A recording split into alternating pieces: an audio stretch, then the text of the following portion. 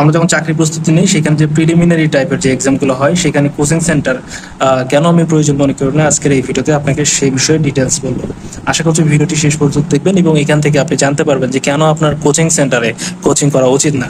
দেখেন, কোচিং সেন্টারে আপনি কোচিং করতে গেলে আপনাকে কিন্তু অবশ্যই তাদের ক্লাস করতে হবে এবং তাদের যে রুলস অ্যান্ড রেগুলেশন রয়েছে সেগুলো কিন্তু মেনটেন করতে হবে।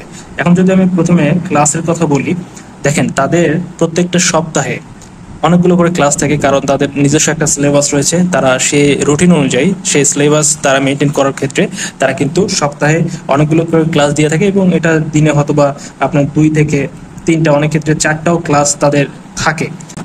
এখন তারা যদি নাউন পড়ায় এবং নাউনের যত ক্লাসিফিকেশন রয়েছে সবগুলো পড়াতে পড়াতে কিন্তু এখন একটা দীর্ঘ সময় লাগবে।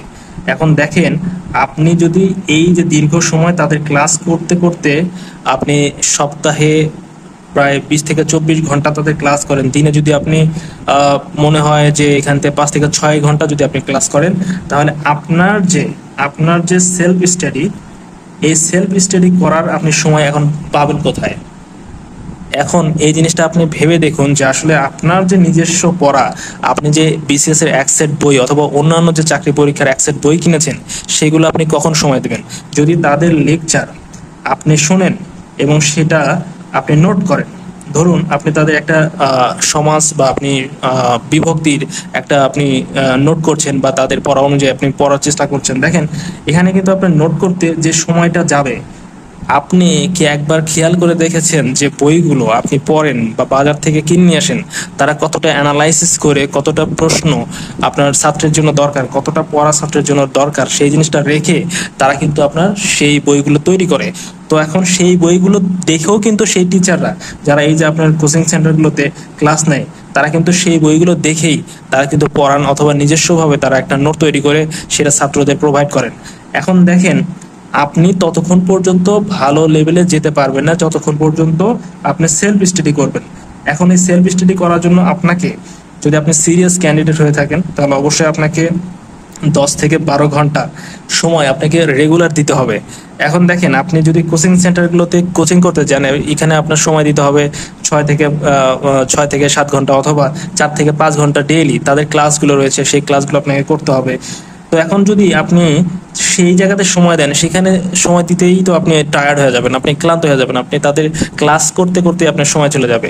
আমি যেটা বলতে চাচ্ছি সেটা হলো, আপনি তাদের ক্লাস না করে আপনি বরঞ্চ নিজে আপনি সেলফ স্টাডি করার মাধ্যমে নিজে অ্যানালাইসিস করেন, হ্যাঁ, নিজে কারো গাইডে থেকে পড়াশোনা করেন, নিজে কারো পরামর্শ নিয়ে রেগুলার একটা ডাটা মেনটেন করে, রেগুলার একটা আপনার সিস্টেম মেনটেন করে রেগুলার নিজে বই পড়েন। আপনি যখন নিজে বই পড়বেন, এই যে আমরা যে বলি শর্টকাট যে আমরা বলি, এই কথাটা কিভাবে বের হয়েছে? কোনো টিচার শর্টকাট কি নিজে কোনো জায়গা থেকে ছোটবেলা থেকে শিখে আসছে? না, ছোটবেলা থেকে কেউ এইরকম ধরনের শর্টকাট মেথড তৈরি করতে পারে না। বরঞ্চ যারা টিচার তারা নিজে অ্যানালাইসিস করে, কষ্ট করে পড়াশোনা করার পরে, সেলফ স্টাডি করার পরে তারা সেই শর্টকাট নিয়মটা বের করে। এখন এখানে আপনার কাজ কি? আপনার কাজ হচ্ছে আপনি সেই সেলফ স্টাডি করে, নিজে অ্যানালাইসিস করে, নিজে কষ্ট করে, নিজে পড়াশোনা করে কি করতে হবে? আপনার সেই শর্টকাট মেথডগুলো নিজের জন্য প্রয়োগ করতে হবে। আপনাকে একটা কথা বলি, এখন দেখেন, আমি আপনাকে বলছি যে আমার কিছু শর্টকাট মেথড রয়েছে, আমি কিছু ওয়ে জানি। এখন আমার রুটিন, আমি যে শর্টকাট আমার জন্য বানিয়েছি সেটা কিন্তু আমার নিজস্ব টেকনিকে বানিয়েছি এবং এটা আমার মুখস্থের ব্যাপার। এখন আমার একটা ছন্দ আপনি যদি মুখস্থ করতে যান, দেখবেন যে আপনার ঝামেলা লাগবে। ঝামেলাটা কীরকম? ঝামেলাটা হচ্ছে, আমার ছন্দের স্টাইল আপনার হয়তো বা পছন্দ হবে না। কি করতে হবে এই জায়গায়?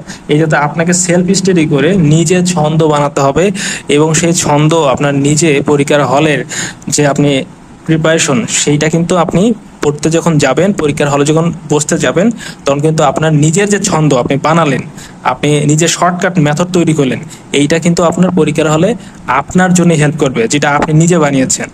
তো যার কারণে আমি বেসিক্যালি প্রিলিমিনারি টাইপের যে পরীক্ষাগুলো হয়, এখানে আমি কোচিংটাকে প্রিফার করি না, কারণ এখানে কোচিং করতে গেলে আপনার পার্সোনাল যে সময় দেওয়া, পার্সোনাল বইগুলোর সাথে আপনার নিজের যে অ্যাক্সেপ্ট বই রয়েছে সেইগুলোর সাথে যে সময় দেবেন, সেটা আপনি পারবেন না। তো যার কারণেই আপনাকে বলছি, কোনো একজনের গাইডে থাকুন এবং তার থেকে প্রতিদিন আপনি চাইলে নিজেও যদি আপনি থাকতে পারেন যে নিজেই আপনি নিজের গাইড, আপনি নিজেকে অনেক পড়া দিচ্ছেন, সেগুলো দিনে আপনি কমপ্লিট করছেন।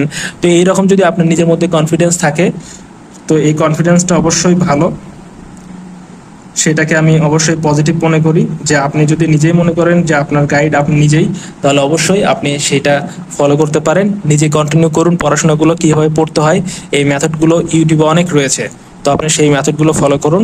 আশা করছি আপনার ভালো হবে। কোচিং সেন্টার কেন প্রয়োজন নয় আপনার জন্য, এইটা অবশ্যই আপনি ভাববেন, টাইম ওয়েস্ট না করে এই সময়টাতে, যে সংক্ষিপ্ত সময় আপনার হাতে রয়েছে। বিসিএস বা অন্য চাকরি পরীক্ষা কিন্তু অনেক সংক্ষিপ্ত সময়ের একটা জার্নি।